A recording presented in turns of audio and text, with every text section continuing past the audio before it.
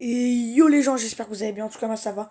Et aujourd'hui les gens, on se retrouve comme promis pour le débrief de Paris contre Angers, victoire 4-0 sans appel des Parisiens contre une équipe angine qui a été, on sent qu'ils étaient un cran au-dessous. Euh, Pourtant c'était un match au sommet de la 9e journée, parce que c'était le premier contre le deuxième, Paris premier, Angers deuxième. Mais on a senti les Angevins vraiment, on sentait qu'ils n'avaient pas le statut d'être fin de Ligue 1. Ils ont réalisé un match très très difficile. Après avoir reçu une claque contre l'OL 6-0, ils prennent une claque au Parc des Princes 4-0. Euh, mais voilà, les Angevins qui ont quand même été intéressants en première période. Euh, En début de match, notamment dans les 30 premières minutes, Angers, qui vraiment, on sent qu'ils attaquaient, ils faisaient des bonnes. Angers qui vraiment, quand ils attaquaient, ils étaient intéressants. On a vu notamment Alioui Ninga, ou aussi encore Pierre Capel, qui ont vraiment été intéressants dans les attaques angevines. Ils attaquaient, se créaient des occasions, les Angevins. Même à lui qui a raté une grosse occasion. Voilà, Paris qui a débuté assez timidement les 30 premières minutes. Pourtant, pourtant c'est Sarabia qui a marqué le premier but, mais voilà, Paris qui avait des difficultés à se créer des occasions. C'était Angers qui dominait les 30 premières minutes.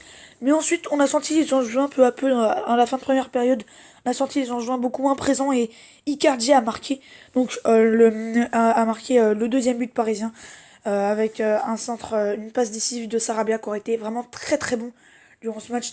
Il aura été auteur de un but et deux passes décisives, l'ancien joueur du FC Séville. Mais voilà, Sarabia, vraiment, il aurait été l'homme du match pour moi. Mais voilà, 2-0 pour le PSG, qui, dans une première mi-temps, sans être exceptionnel, le PSG qui mène donc 2-0. Oui, ils n'ont pas été exceptionnels dans cette première période, les Parisiens, parce que ils n'ont pas créé beaucoup d'occasions, ils ont été efficaces par contre. Mais Angers, voilà, qui vraiment était quand même assez intéressant en première période. Mais ensuite, en deuxième période, ça aurait été par contre catastrophique pour Angers. Par contre, n'avait plus la balle, c'est Paris qui avait la maîtrise. D'ailleurs, Paris aura eu la maîtrise pendant tout le match, mais Paris avait la balle. Paris se crée beaucoup plus d'occasions. Et donc, Paris a marqué le troisième but avec Gay sur une grosse occasion pour Sarabia. Ensuite, une passe de Sarabia et Gay qui conclut, qui aura vraiment aussi été très très bon, Gana Gay. Voilà, ensuite, Paris donc se crée beaucoup d'occasions, notamment Neymar était tout proche de marquer le but du 4-0 et il est récompensé Neymar. Il s'était créé trois occasions, trois face-à-face manqués avec Butel. Et bah, en toute fin de match, 90e, cerise sur le gâteau, le PSG gagne 4-0 au terme d'un match parfait vraiment. Voilà, ils ont été vraiment sereins. Angers aura posé beaucoup de problèmes, mais ils ont concédé seulement que deux, trois occasions franches en première période pour Angers. Mais Paris vraiment, avec notamment un très très bon Neymar, avec aussi voilà, les Parisiens. euh, on sentait voilà, avant la trêve internationale, ils devaient faire un bon match. Et ben ce bon match ils l'ont fait. Ils ont mis tous les ingrédients, ils ont été sereins et ils ont attaqué. Il y a des moments quand ils avaient la balle, ils accéléraient, ça faisait très très mal. Et donc Paris s'impose facilement 4-0 contre une équipe angevine, vraiment pour moi, qui a vraiment craqué physiquement en deuxième période. Mais voilà, je m'attendais évidemment à ça. J'avais pronostiqué 4-1 pour Paris. Euh, voilà, mais c'est donc une victoire, donc 4-0 des Parisiens, avec un nouveau but de Neymar. Euh, Quatrième but de la saison pour Neymar, qui ne fait que marquer. Mbappé, lui, était forfait sur ce match-là. On a vu vraiment un Sarabia incroyable sur ce côté droit. Gay aussi, Verratti. Sarabia, Gay, Verratti, pour moi, ont été les trois meilleurs Parisiens du match. Sans oublier évidemment Bernat, Thiago Silva, Kimpembe. Cette doublette défensive a été très sereine.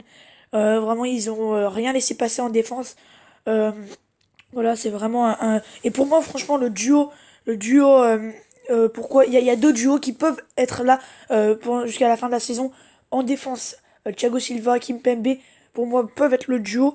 Euh, Même si Marquinhos, à mon avis, et moi je pense que Marquinhos jouera en sentinelle, mais je pense que Thiago Silva et Kimpembe sont faits pour en défense centrale.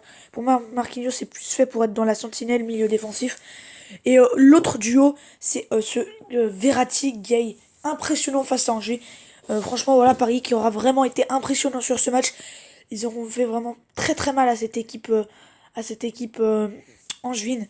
Et franchement, voilà, ils ont attaqué là où ça faisait mal. Ils ont vraiment été sérieux, appliqués. Et en plus, ils ont gagné 4-0. Donc voilà, c'était vraiment un très très bon match. Donc maintenant, on va un peu regarder, vu que je suis sur France Football en capture d'écran, on va un peu regarder les occasions. Donc on va regarder d'abord la fin, le compte rendu. Donc face à une équipe d'Angers trop passive et peu dangereuse, loin de son statut de deuxième de Ligue 1, ce que j'ai dit. Hein. Le PSG n'a jamais tremblé, dominateur collectivement, intraitable en défense. Les Parisiens prennent le large en tête du championnat. Les trois recrues de l'été ont marqué Icardi, Gay, Sarabia. Oui, ça j'ai oublié de le souligner. Icardi, Gay et Sarabia ont marqué eux trois leur premier but en Ligue 1. Icardi qui avait déjà marqué en Ligue des Champions contre Galatasaray. Donc on va regarder un peu les occasions. Pardon, excusez-moi. On va un peu regarder les occasions du match, voir comment Paris a dominé, si Paris a voilà, regardez. Donc voilà, ils ont vraiment, ils sont pas créés énormément d'occasions non plus. Mais voilà, à la 75e, ils sont créés une occasion. Regardez là.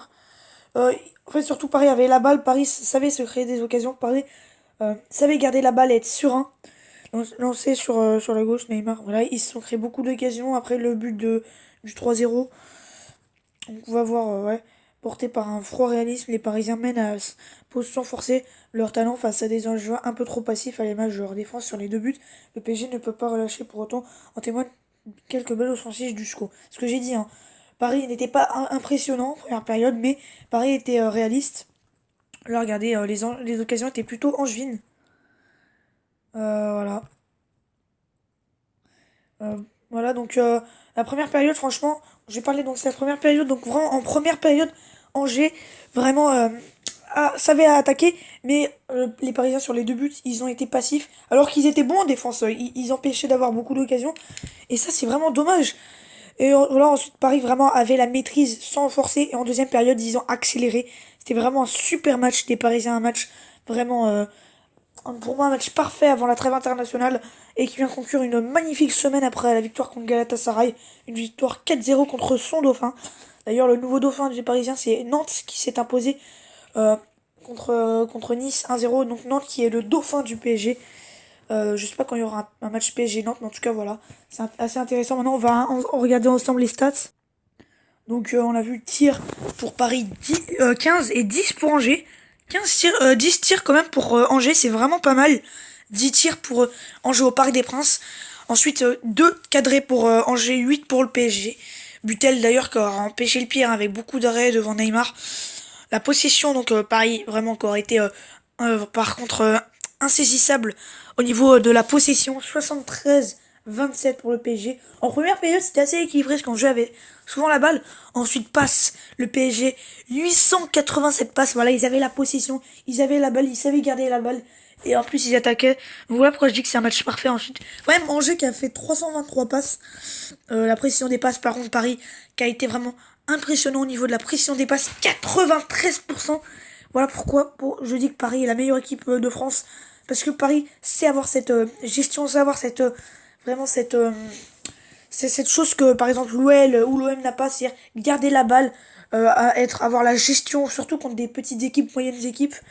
Et 73% de précision dans leur passe, c'était quand même pas mal, surtout en première période. Ensuite les fautes, donc 12 pour le PSG et 11 pour Angers. Voilà, Paris qui a fait plus de fautes, mais ça après c'est pas très très grave. Ensuite carton jaune 3 pour Paris, 1 pour Angers. Voilà, au niveau des fautes, par contre, Paris qui aura été un peu plus. 0 carton rouge, 1 hors-jeu pour le PSG et 6 corners pour le PSG. Voilà, donc Paris vraiment aura été le maître de ce match. Donc voilà les amis, c'est la fin de cette vidéo, j'espère qu'elle vous aura plu. Donc voilà, je voulais faire un débrief de ce match parce que vraiment c'est un match qui m'a vraiment beaucoup plu chez les Parisiens. Ils ont vraiment été sérieux et en plus ils ont marqué 4 buts. Donc voilà, il y a eu le talent. Quand même, il y avait beaucoup d'absents. Il y avait pas Mbappé, il y avait pas Di Maria. Mais voilà, il y avait quand même, Neymar, il y avait Icardi. Aussi, j'ai oublié de dire, mais Choupo-Moting avait été auteur d'une passe décisive sur le dernier but. Voilà, c'est vraiment le match parfait, avec 2 buts en chaque mi-temps et un match maîtrisé. Donc voilà, j'espère que vous avez aimé cette vidéo. Donc on se retrouve vraiment très très vite pour de prochaines vidéos, prochains débriefs. Je ferai sûrement un débrief sur le match Saint-Étienne-Lyon. En tout cas, voilà, on se dit à très très vite pour de prochaines vidéos. C'était LFED. Allez les amis, bye, à très très vite. Bye.